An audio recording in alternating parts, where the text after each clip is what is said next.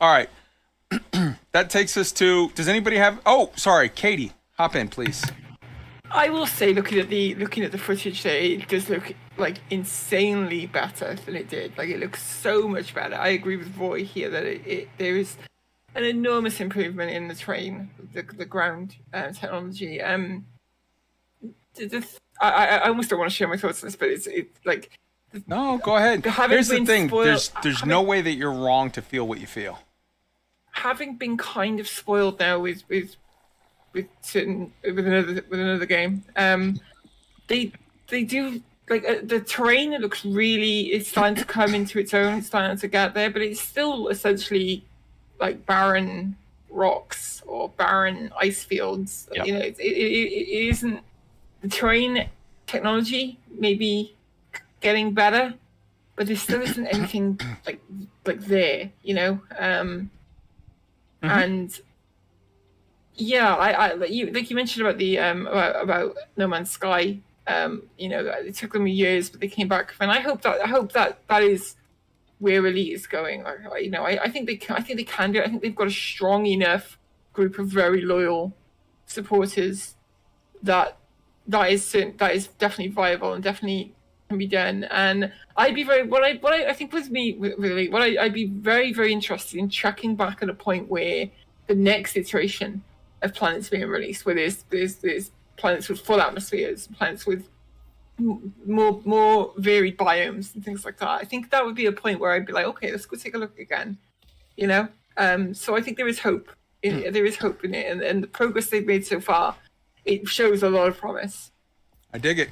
I'm going to read to you. I started this next video, and I see that Tweak, you have your hand up. I'm going to call on you, but I just want to read this real quick because this is another video that plays for 7 minutes with very little sound. I've got it turned way low.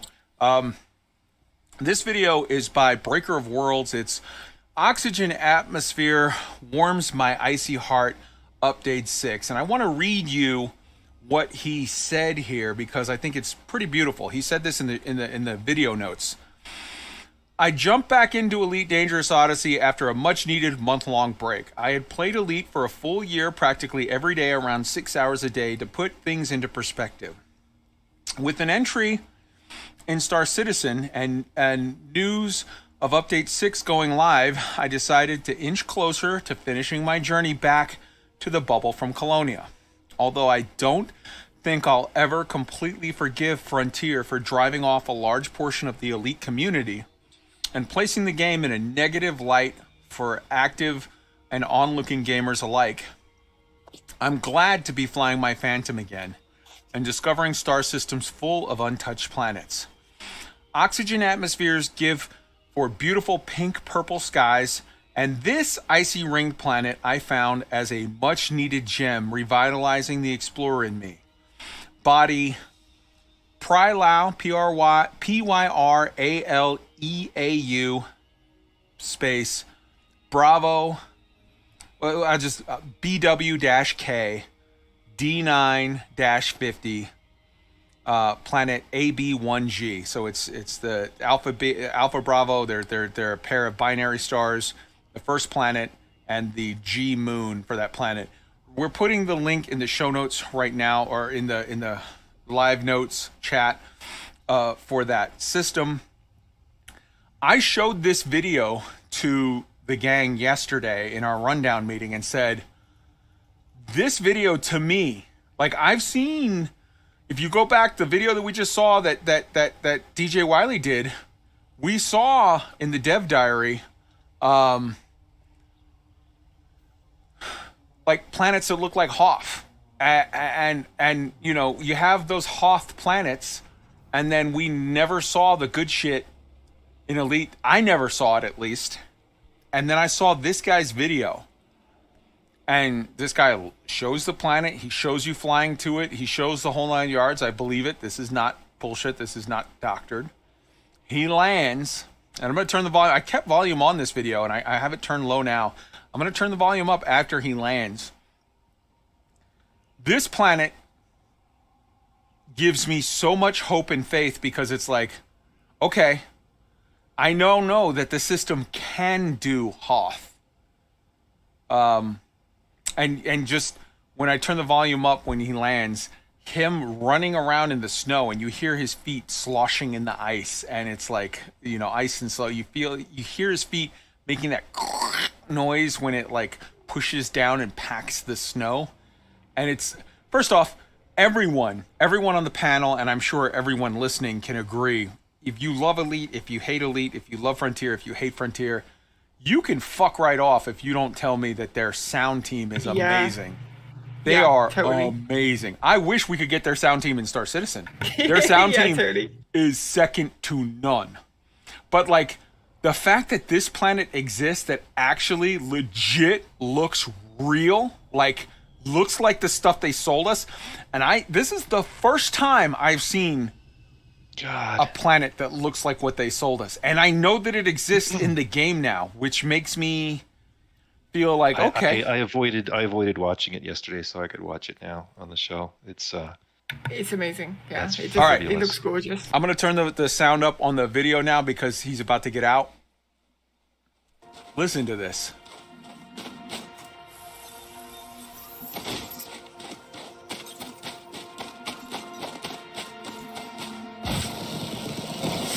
Wow.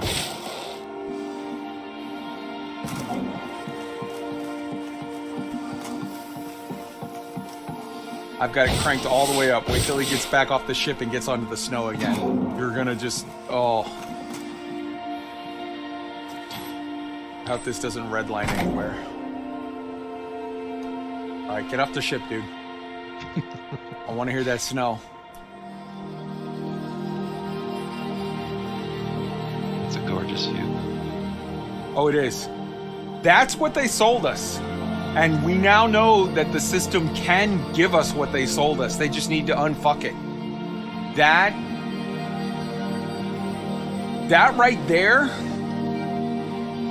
that pulled me back into wanting to play Elite more than anything. And I just have no interest in being in the bubble anymore. I'm gonna go out and explore and look for that. I want to find my own that.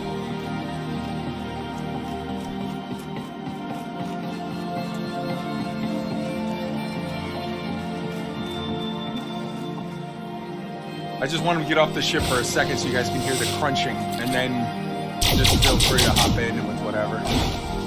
Here we go. Here it comes. Oh. You know this guy loves that game. He spent fucking $12 on that stupid Dragonfire gun skin. Yeah, like, and I mean, look, God bless you. Let me tell you something right now. I'm not trying to shit on you, Mr. Breaker of Worlds. You personally did more to pull me back into Elite than Frontier has in months.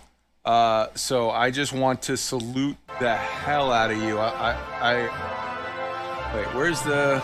It's here's Burger again. There we go. All right, I'm playing the video again so people can watch it. I'm gonna turn down the sound, and guys, hop in with your commentaries on that. You know, exploration for me, it's the thing.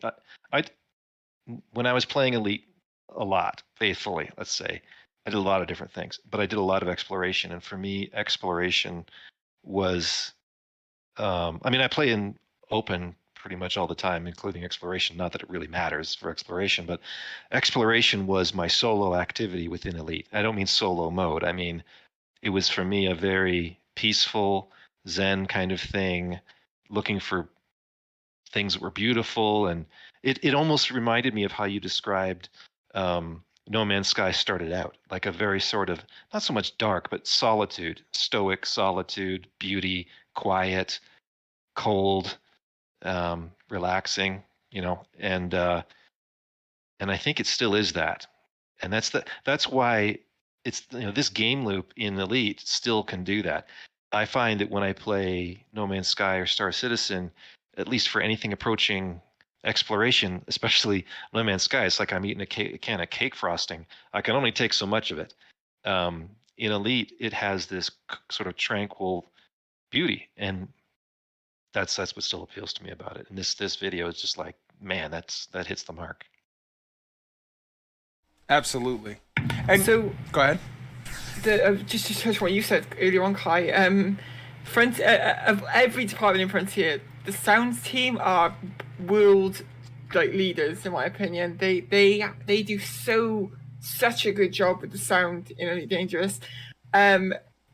For everything from like the sounds that Thargoids make and how kind of eerie and terrifying that is, to, like you say, the environmental sounds, the ship sound.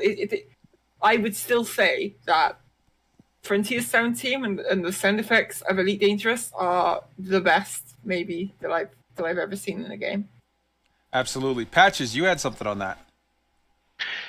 Yeah, as I'm sure as you know, as a Canadian, I am an expert on the crunchiness of snow. So the sound, I mean, the sound team that just does is awesome. Like, it's just the kind of zen moment, and it just you feel like you're actually on something tangible. Mm-hmm. I mean, for snow rating, I mean that's easily 10 moose antlers out of 10 on the sound, but it's still like the planet. The game's still a little empty for me to come back. The sound is great. It's a good point, a good place to be, but it's still, I don't know. It's pretty, but I mean, sometimes pretty is just as enough. I get it, brother. Tweaked, and then we're moving on from this topic. Yeah, I'm kind of right there too. First off, props to Breaker of Worlds. It's a great video. I had the same reaction. Wow, that looks much better. And DJ Wiley, great video too. The planets didn't look like what they did in the Dev Diary, but they definitely looked a lot better. But I still contend, and Katie, you said it, and Patches, you just said it, and Roy, I know you're an explorer at heart, and I have a lot of friends that are explorers, but what are you exploring at this point? What are you finding other than oohs and ahs and pretty things to see? Because then you move on to the next and try to find another ooh and ah, and I just need more gameplay. I think FDev has actually ruined me with every other game with appreciating the scenery, really, at this point, because if there's not something to do, I'm just bored. I'm like, okay, that looks great. What's next? And that's where I am with Elite. If I go out, I want to feel the pull to get back into Elite Dangerous. I really do. But on console, I don't even have this. I have the same darkness everywhere I go on console right now. So I don't know that I'll be going back to Elite at any point in time, anytime soon, really. And on the point of Hello Games turning it around, one point I would make to that is they did it without charging a dime. Every update that they've released has been huge, and it's been free. And I don't know that FDev would go that distance to do this. So I want to say two things real quick before we move on from this subject, because we got stuff to get to. Number one, I see Breaker of Worlds is in the chat. Huge salute. Big 07 to you, sir. Your video is fucking amazing, and I've posted it. We're putting it in the show notes. I hope that 1 million people go and subscribe to you, sir, because you deserve it. Also, likewise to DJ Wiley, aka Space Hero YouTube channel. Your content is legit. The two of you put out amazing content that actually made a salty dog look at Elite and say, maybe, I'll give it a shot. So big love and salute to you. You guys deserve a medal from Frontier for your MVP status. So yeah. All right. And that takes me to the next issue on the agenda, which was Dr. K. Her birthday is Sunday, August 8th, as we said. And I want to, number one, give her a huge happy birthday and a shout out. And number two, take this opportunity to transition into something else that I mentioned before, but I kind of want to hit it a little harder now because I feel like it needs to be.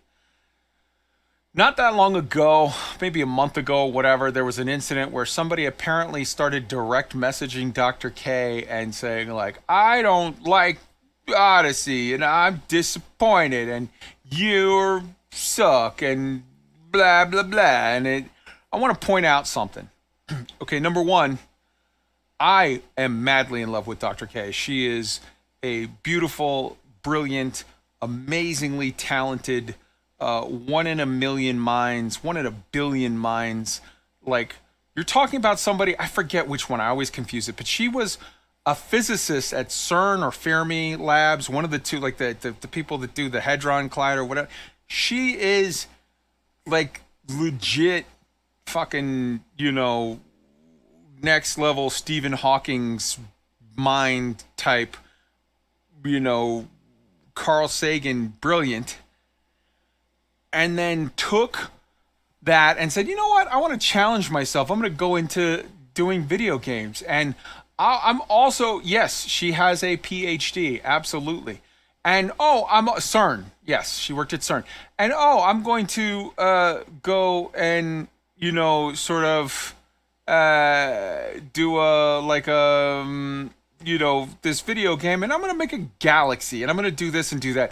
And she is the person who made the Stellar Forge that created the galaxy.